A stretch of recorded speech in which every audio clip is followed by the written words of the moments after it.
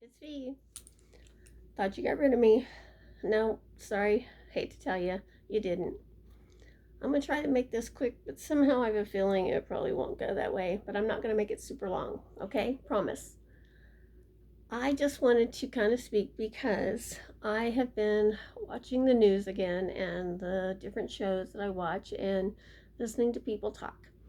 And some things have kind of bothered me again. And I know I've been saying in my last couple videos that we all need to stand up and speak out and do things for our restaurants and our stores that can't be open, the small businesses and things like that.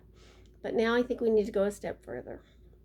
And I think we need to speak out for the people that don't want to wear masks, the people that are worried about their kids not being in school, or the people that just want to live again, that want to be out there and alive. And I found a group online. It's called the Constitutional Law Group. And I think everybody needs to search them online and look at their information. It's got so much stuff that is amazing that's going to knock you off your feet.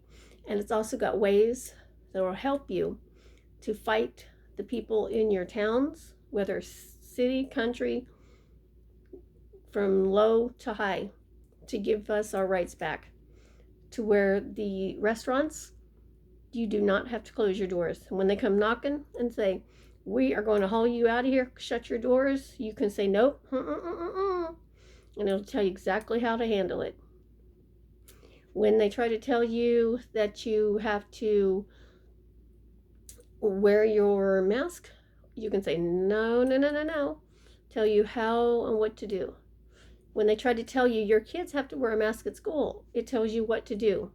To say no, no, my kid's not doing it, and exactly why. And if you do, they do try to bypass you and take you to court and arrest you and fine. It tells you, it gives you a number to call. They'll fight with you, they'll stand with you, and they'll even tell you what to say in court. If for some reason that you're caught before, they can get to you before you can get their help, if you've already been caught. So I'm telling you, this is something that those that want to fight really need to do it.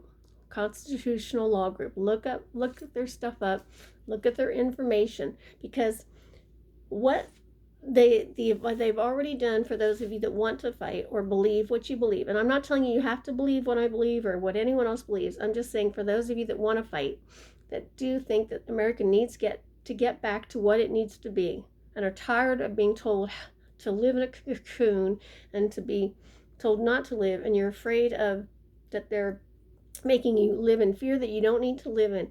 And I'm sorry, I'm not saying I don't believe in COVID. Please do not get that, because my not I haven't personally, but my family has had friends that have had it, have caught it, and they said, yeah, that they were diagnosed with it and it wasn't good and pleasant and stuff, or that maybe have down the line known someone that has said they have lost it, maybe somebody older that has lost it. So I know that yes, it can affect you, and stuff like that. Okay, but I also remember last year when that really super bad flu came around and stuff, and I went and I got tested for it, and they shoved that nasty tester thing up your nose and it hurt like fire. And I remember being so miserable that I felt like I was going to die. I remember praying, Lord, take me. If you don't have a need for me here, Lord, take me. Because it was so miserable. And you went to the ER and they'd send you home and they'd say, I'm sorry, nothing we can do for you. There's no treatment for this whatsoever. It's got to go through your body. It's got to do itself out. You're just going to take allergy medicines the best we can tell you. Just live through it. And it could take up to 2 weeks. And I remember that being the most miserable time of my life. But I got through it and stuff. And it was just like when that flu happened, it was like a herd community had to just kind of get through. It had to go through, and there were people that it killed. I think it was like 190 or 200,000 people that it killed, unfortunately. About the same numbers that this COVID is killing. But this COVID is going to kill more. You know why? Because it's not doing the herd community. And that's just my personal opinion. I'm not a doctor, so I can't say for sure. So you that want to yell at me and say, you don't know what you're talking about because you're not in the medical profession. I'm not saying I am. I'm just saying that's my opinion. Okay? But the herd community, I think it would have made a big difference if it had been taken care of. But that constitutional law group is also going to show you some facts on it that said maybe there's a little more to this that people understand. And I'm not talking that everybody's got to think conspiracy theory and all this stuff, but it's been known for a long time the government's not as trustworthy as everybody thinks. Okay, but that's life. Live and let live, as people want to say. Believe what you want to believe. I'm not telling anybody they have to believe like me or anything, but I'm just saying we have our rights as American citizens because we are the people, as it says, and we the people. So I'm going to get back to what I was saying. Anytime anything goes on in the United States of America or in your life, you should always want to know who, when, what, why, where, how. And those are questions people quit asking. Everybody started just believing the fake news. Everybody started just believing everything they were told, and everybody just started going along with the flow. And I think that as we grow older, we get a little wiser. But I grew up in the 80s, and I grew up with, my grandma who taught me that things were different. And I remember in the 80s when things were going on, and the AIDS virus came out, and people had caring for each other, and people cared about the hunger of the world and things like that. And they did Hands Across America. And there was more of a unity than there was of destruction going on. And I find it funny that the politicians that were here now in the two different battles, one was for destruction and one was trying to build a unity. But people didn't see that. And that shows the difference of the era of the times. And I find that sad. And I'm not saying, like I said, I'm not political in the sense of I am not a Republican or Democrat. I'm independent. I vote morals and values. And that's why I got interested in looking into the politics this year, because my morals and values were being taken advantage of. And I had to vote on who was going to just try to destroy and take away what I believed and was being walked on. And when I was growing up, you had your friends and you could go to the pool and you could swim and you could walk home and it was safer. And you had your different groups. Yes, which now you still do. You still have your cliques. But yet you could still be a little bit of you. And if you were right and in the right towns and stuff, and you still had those values, even though towns were so far apart. Like I lived in one town, and there was more cliques in that town. And if your name was certain names, you kind of, had a little more of an air or a little more standing in the town. So everybody just automatically wanted to hang around or be with you. But you could still get along with them, but you had to kind of, to be more respected, you had to be that with that group. But you could still be the friend, but to have more of the events, you had to be with that group. But when you went to the other town, 10 miles more, yeah, they had their cliques too. But to be okay there, you just had to be nice. You just kind of had to be respectful. And you were okay. And I always found that funny. You just had to be kind of more real. So I remember I pretty much got along with everybody, but I wanted to be at that school because it was more real. So I graduated from that school.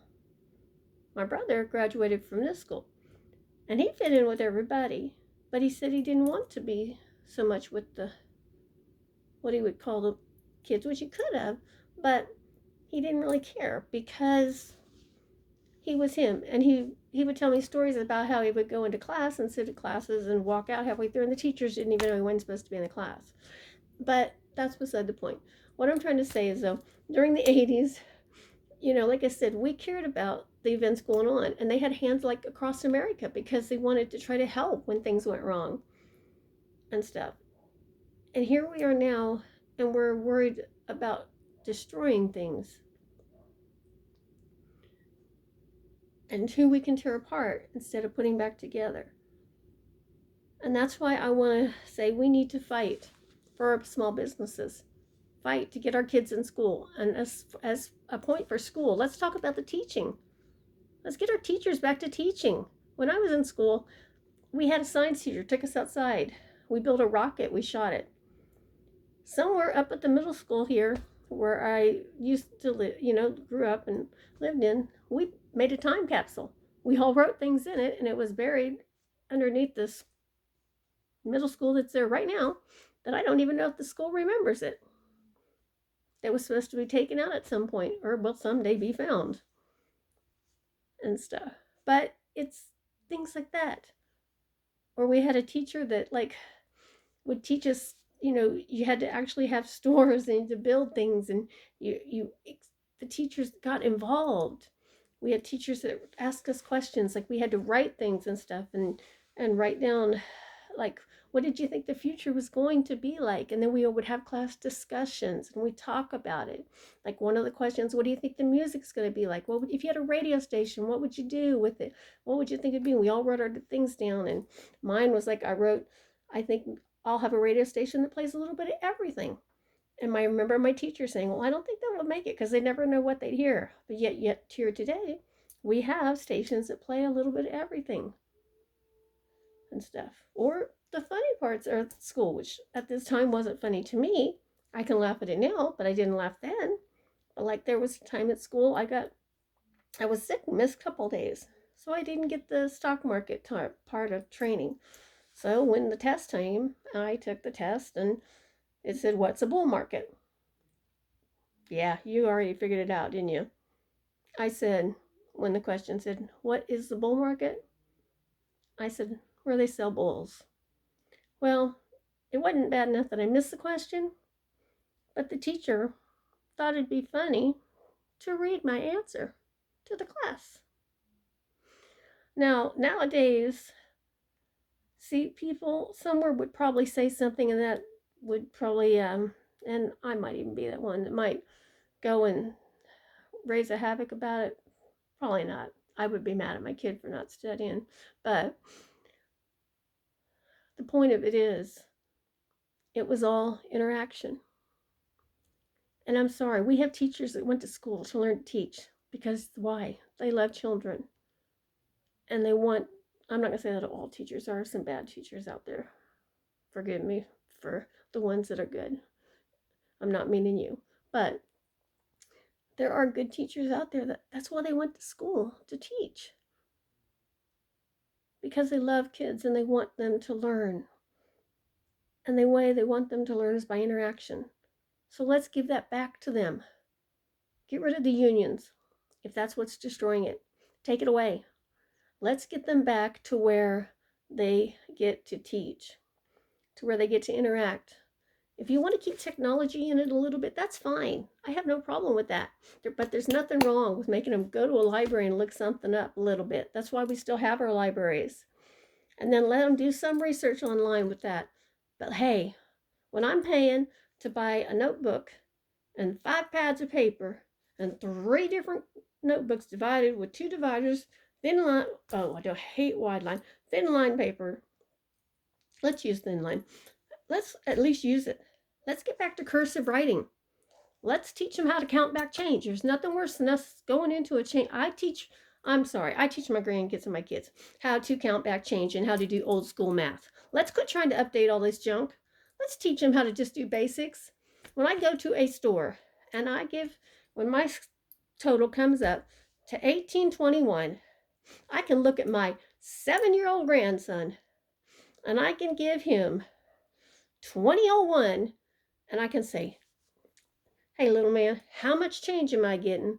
And he can tell me the change in his head because I taught him old school math faster than the person behind the counter can do it. Or if we go through a drive-through and I go through a drive-through and I have a order when we're buying for the whole family and it's 28.31 and I give, or 20, let me do it this way, 25.31 and I give the person 30.31 and they try to start counting change back to me, and I'm looking at my 13-year-old grandson and I'm saying, how much change do I have? And he can knock it out of his head just like that because I can teach him old school math, and they're punching it in a machine and they're still trying to figure out, or they're trying to count it back because they didn't punch it in the machine and they're saying, no, you gave me changed. No, it was 25-31 and stuff.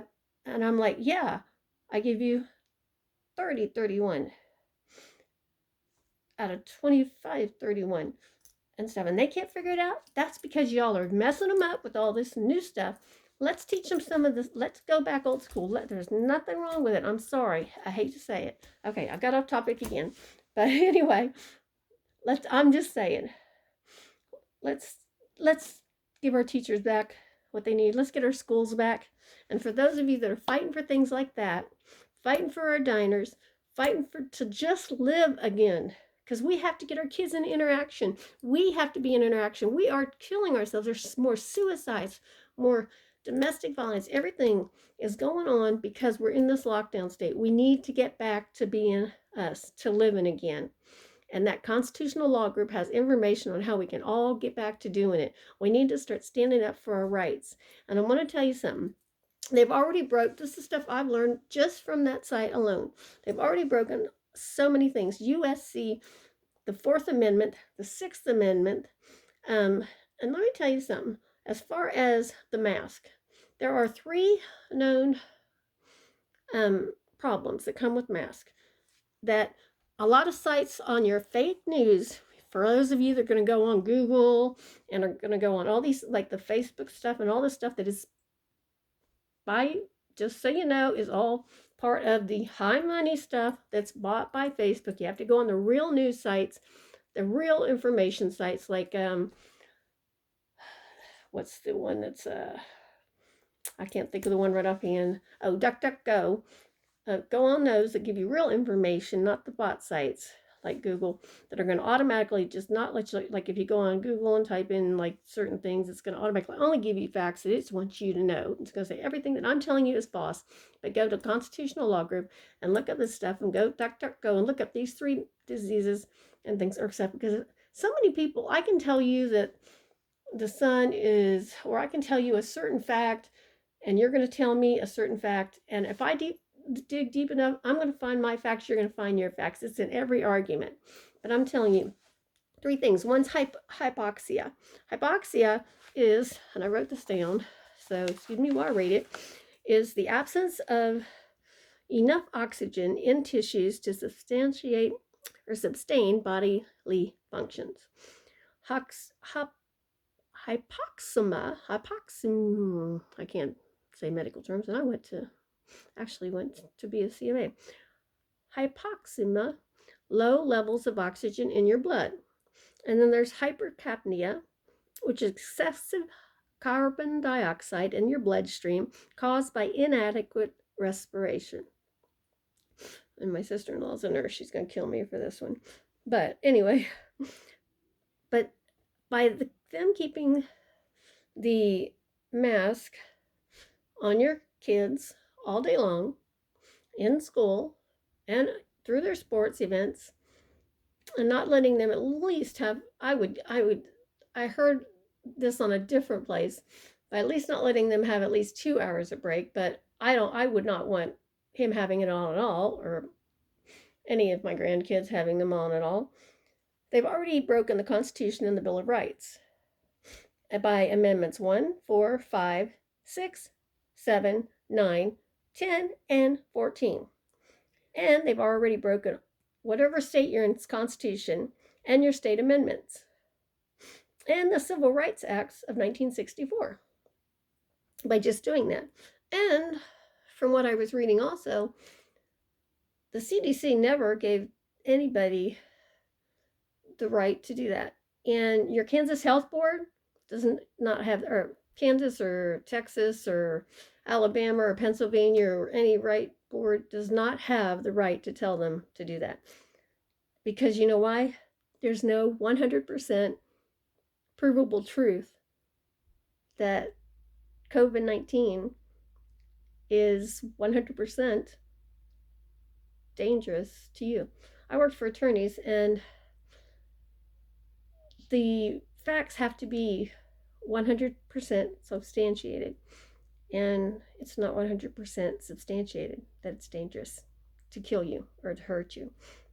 So the school and Department of Health have no right to restrict the breathing or things. So, what this constitutional law group says is that you can write like a letter to your school. There's other things you can do too, but you as a parent can write a letter to your school as a start and say that they have no right to restrict the breathing of your offspring because it's child endangerment. And this is, I'm just taking parts of it, um, because they cannot violate your constitutional protection and rights because it's no basis in any proven medical research has done with grave, and it has grave consequences, and it's unlawfully and inhumanely blocked the flow of oxygen,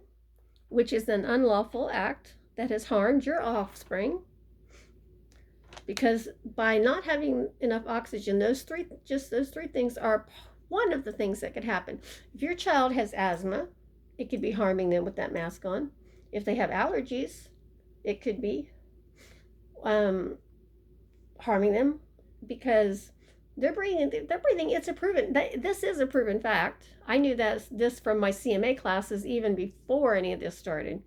That when you have anything covering your mask or your face like that, if you're breathing that in for a long time, you're breathing in your own carbon dioxide. That's a proven fact. No one can dispute that. No doctor on the face of this earth can dispute that. So if you're doing that for 8 hours a day, you are breathing in your own germs. And if you're breathing in and you're doing that, you're in your own bacteria because you're breathing on that mask, you're putting it on that mask and you're breathing it in. So that's what they're saying. So if you're sick, you got a little cough or allergies, or even if you got little sniffles from that, that's your own bacteria. You're breathing right back in and it's going right back into you, into your lungs. That's what's making you sick, more sick, or could make you sick. So that right there is harming your children. That's the whole key point of why I hate masks and stuff. That's the whole key point of why I'm against them and against them on kids. And why I'm telling kids, you have to wear your mask, you have to wear your mask. And they're putting this fear in these kids saying, oh my gosh, I gotta wear my mask. Oh, it's a terror. You're mentally as well as physically harming these kids. This is just my opinion, but that's why I am dead set against them. And you're blocking the flow of fresh air. Who doesn't want fresh air? We're all in these homes. Who doesn't love to go outside and just take a breath of fresh air? Oh my gosh. There's nothing more beautiful than going outside, looking up at the sky that God created and just saying, oh my gosh, it's beautiful, and taking a breath of fresh air. But anyway, it's unlawful. It's an unlawful act that's harmed your offspring. And the masks are harming your offspring by causing low oxygen levels, increasing carbon dioxide levels, because you're breathing in your own carbon dioxide, and anxiety attacks. Now, the anxiety attacks isn't meaning that you're panicking and stuff, but think about this. Like I said, there's more suicides. I see on the news every day about kids that are missing, not getting out socializing with their friends. They can't even sit at schools. They can't even sit together at lunch. Like at one school that I know of, they pick a lunch partner and they get to sit with one person. And they have assigned lunch hours. They can even have lunch together. Sports aren't sports anymore. The NFL teams, they all get to go out and play regular football with no mask on. But at high schools, middle schools, they have to wear masks. Now, where does that come in? Just basketball practices, football practices, wrestling practices. They have to wear a mask, which is harming them worse. I don't get it. That doesn't make sense. So while they're practicing sweating, breathing harder, there's that carbon dioxide going in harder. They're harming our children. And not helping them at all. But the ones that aren't in school, they're missing out on all of just this participation in any of that, which is harming them more when they hear about the schools that are. So we're having more suicides, having more drug usage, just more crime when they do get out, they want to release. Think about what you're doing to them mentally, or what's happening to them if we don't stand up and fight for them. Who's going to if we don't? It's a well-established fact and supported by evidence that mask wearing contributes to those three things. Because wearing masks creates a bacterial cesspool over the mouth and nose, and it forces you to inhale your own waste product and carbon dioxide, which is poison to your bloodstream, organs, and immune systems. And on that note, I want to mention one thing. A reason I will not wear a mask is that I have, because my kids are always yelling at me about, you should wear a mask for somebody else, and that's why I wear one, and blah, blah, blah. And I honor them if they want to do that. And it's not that I don't care about other people. So those of you that are saying, well, you just don't care about other people, that's your right and to believe that. But see, it's not that I don't care about other people, because I don't go out and get in other people's faces, and I don't get out and go and try to argue with people. But I care about me, because I have a low immune system. I was diagnosed in 2004 with multiple sclerosis, so my immune system is probably one of the lowest and stuff. My blood cells are low. And get this, in 2015, I had stage 3 cancer. So there we go. My immune system is beat down just a tad bit more. And then, right before all this started, before we started getting real bad, I got stage 3 kidney disease. But you know what? I'm still functioning okay. I'm still doing good. And I don't wear a mask. And you know what? I take and keep healthy by just my faith, because I always tell people when I got diagnosed with cancer and they said, you better get your family in order and get things together. I told them, I said, you don't know my God. And I went to my pastor, my spiritual father, and I had him and his wife pray for me, my parents, spiritual parents, and they prayed for me. And I kept my faith. And I still have that faith. And I'm not saying that that COVID can't get me. I'm not saying that it will or won't. I could catch something from somebody. I could catch a flu tomorrow and it could take me out. I could catch pneumonia and it could take me out. I could trip and fall and it could take me out. But I'm not wearing a mask, because I'm not going to breathe in my own germs to make it any worse on my immune system. And I'm not going to listen to some bureaucrat telling me that I have to endanger my life, because I have 4 beautiful grandchildren that I'll be darned if you're going to tell me that I'm not going to watch grow up because you want to try to play politics with me, when I have a legal right to say no. And that's what I'm trying to say. And that's what I'm trying to say to people that want to stand up for their rights, and for the citizens that want to keep their restaurants open, keep the churches open. Let us that want to go out and speak about God and talk about His beauty and the joy that He can give. And let us that want to do that and then go sit down at that restaurant and enjoy a nice glass of sweet tea and shop at a place that's not afraid to stand up, one of the small businesses. Then I'll be willing to do that. Because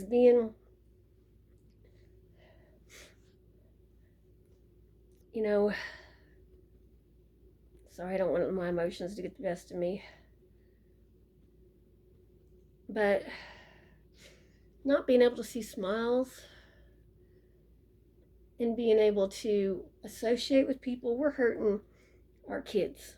We're hurting them emotionally, physically. We're hurting people spiritually, even the elderly. We're hurting everybody. We're tearing our world apart. And we have to stand up for ourselves. We have to. Nobody else is going to do it. So I'm just asking. I'm a nobody. But have faith in yourself and have faith in the fact that if we all stood up, went to those city meetings, go on that constitutional law group page, look the stuff up, send those letters out, get those chapters going, get with people that are like-minded, stand up to the schools, stand up to the health department, stand up to the city people that are shutting you down. Get behind the small businesses, get behind the people that are willing to say, I have had enough. And let's take America back. Watch Anonymous on Facebook. If you have him on Facebook, he's on Instagram. I think he's under Dream Rare and stuff. Because I heard him the other day. If we have to start a new political party, let's do it. Let's get somebody in there. Let's get people in there. Let's do what we've got to do. Let's get people that are going to listen to us and take back what's ours. We were founded on God-given rights. And you know what? I have nothing against standing up for people. My grandfather's mother was pure Cherokee Indian. They were the first group to get torn down. This country doesn't belong to anybody. If anybody, it belongs to the Indians. I'm sorry. And you don't see them out tearing up the streets. You don't see them out tearing up people and hurting people. And we owe them just as much, if not more.